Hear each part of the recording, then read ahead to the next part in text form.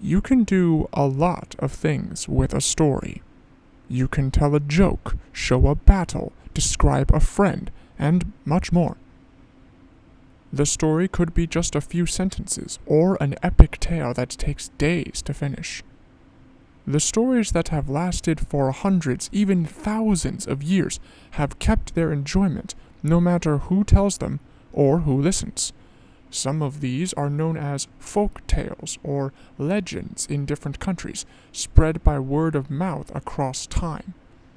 The novel Where the Mountain Meets the Moon by Grace Lin uses these kinds of tales from Chinese history to create a new fantasy story of family and friendship.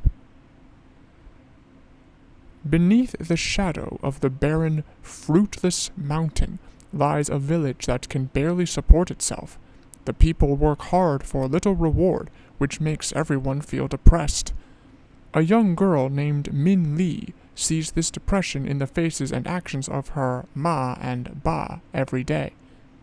The only time Ba appears happy is when he tells Min Li old stories and legends, an act Ma believes worthless and silly.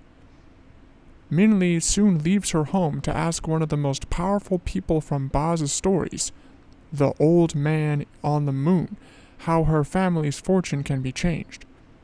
She encounters several magical characters along the way, from a talking goldfish who has traveled the world's rivers to a red dragon that wants to ask the old man why he cannot fly. Will Min Li succeed in her journey? How do her parents feel about her leaving? Will she return home empty-handed or smiling with good fortune?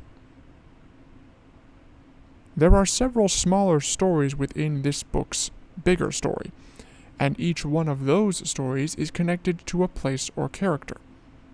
Readers who know Chinese legends and folklore may recognize the smaller stories from other books, but that doesn't make this book any less enjoyable. Each story comes at a point where something could be better explained or a question answered. This is a different and entertaining way for someone to find out information than just being told what they want. One example is when Min Li asks the red dragon why they do not have a name, to which the dragon tells a story of how it was originally painted with a special ink stone, but became alive when it was given eyes.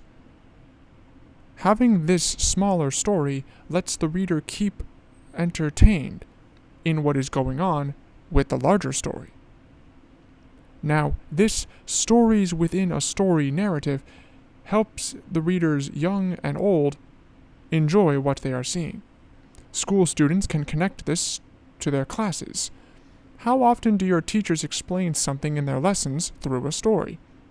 Stories can make you laugh, cry, smile, or frown. Pure facts just make us bored most of the time. That is one reason why stories are read and talked about over and over again around the world. When someone says, "Let me tell you a story," do you sit up and pay attention, or close your eyes to get some sleep? Min Li listens closely to Ba's stories, and the entire family eventually realizes how precious these stories are to their happiness in a repetitive and hard-working lifestyle. Where the Mountain Meets the Moon tells its story over 278 pages. Each story told does not stop the main journey, even though some characters are given more description than others. Combining Chinese folklore and fantasy elements creates a magical tale that shows a young heroine bringing stories and reality a bit closer together, so everyone can live happier and more exciting lives. This book is available to read in the middle school library.